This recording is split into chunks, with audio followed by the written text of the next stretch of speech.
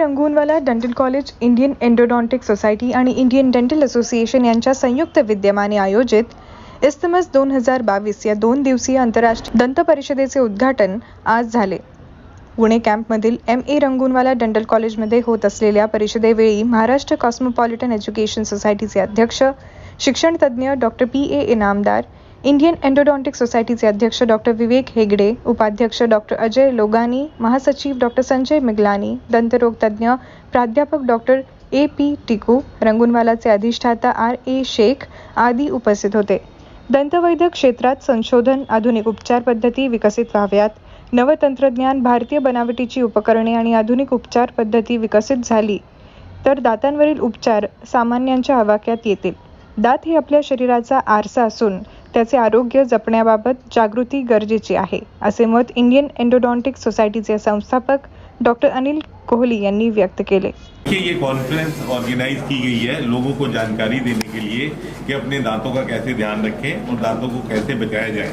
इसमें विधि के द्वारा दांतों में जिनमें कीड़ा लग जाता है, पस पड़ जाता है, उन दांतों को निकाल के उनको सेव करने की विधि बताई जाती है. इसमें रिसर्च के पेपर भी प्रस्तुत किए गए हैं 200 से ज़्यादा, और 45 कॉलेजेस ने इसमें भाग लिया है.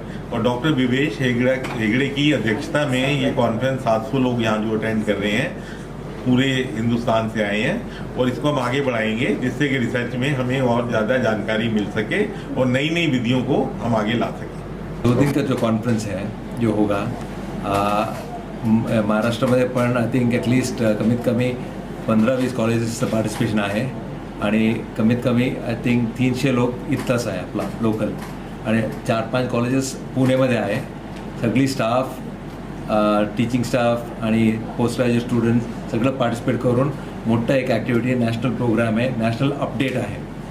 आणि all the recent advances we are going to cover in this. इसमें ऐसा है कि रिसेंट टॉपिक्स जो है, हमने ये टॉपिक ऐसा रखा है कि बेसिक ट्रीटमेंट से लेके एडवांस ट्रीटमेंट तक.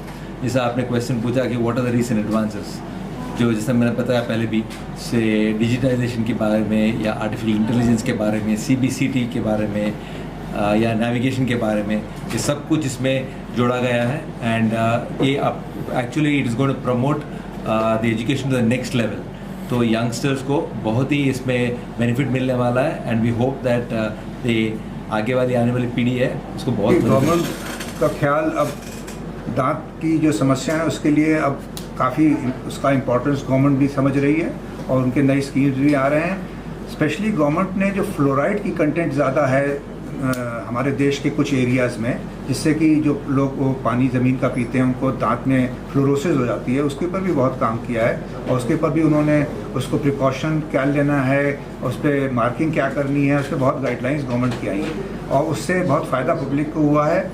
बाकी जो दांत में कीड़े लगते हैं जिसकी वजह से समस्या होती है, उसके लिए नई नई टेक्नोलॉजीज़ आ गई हैं, नया नया उसके लिए उपचार आ गए हैं, नया नया इक्विपमेंट आ गया. और अब हमारा जो गवर्नमेंट है वो इंपोर्ट भी इजी कर रही है, और हमारे यहाँ भी मैन्युफैक्चरिंग के लिए हमारे लोकल मेड इन इंडिया के लिए बहुत स्कीम्स नई नई ला रही है, जिससे कि लोगों को आसान रहेगा कि वो यहाँ भी वो सामान बना सके जो पहले डेंटिस्ट्री में सामान विदेश से आता था. देखिए, कॉन्फ्रेंस का मेन मकसद ये है कि आने वाली पीढ़ी जो हमारे डेंटिस्ट हैं उनको भी पता चले कि पेशेंट्स की कॉमन प्रॉब्लम्स क्या हैं, उनको कैसे हैंडल किया जाए, उसे ट्रीटमेंट को कैसे अफोर्डेबल बनाया जाए जनरल पब्लिक के लिए, ताकि जो काम करने की कॉस्ट है वो कम आए, तो हम जो मरीज़ है उसको कम कीमत पर ये ट्रीटमेंट प्रोवाइड कर सकें. हमारा मेन एम यही है कि हमारा आने वाला डेंटिस्ट को भी पता हो कि हमारे पेशेंट्स की कॉमन प्रॉब्लम्स क्या है और उनको कैसे हैंडल किया जाए.